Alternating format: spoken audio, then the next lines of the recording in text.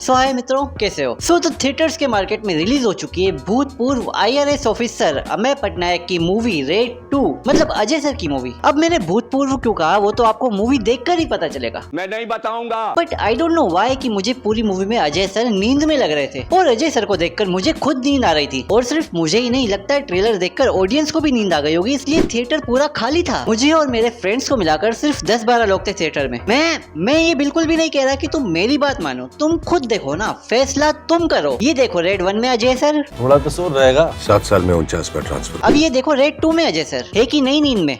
बात तो सही है। अब मैं ये बिल्कुल भी नहीं कह रहा कि रेड 2 अच्छी मूवी नहीं है, it's a decent movie, one time watchable है। बट अगर कंपेयर करने जाओ तो मुझे रेड 1 ही ज्यादा अच्छी लगी थी रेड 2 के मुकाबले। चलो मैं तुम्हें इस मूवी के कुछ पॉइंट्स बता देता हूँ, ताकि तुम्हें डिसाइड करने में आसानी हो कि तुम्हें ये मूवी देखनी है या नहीं।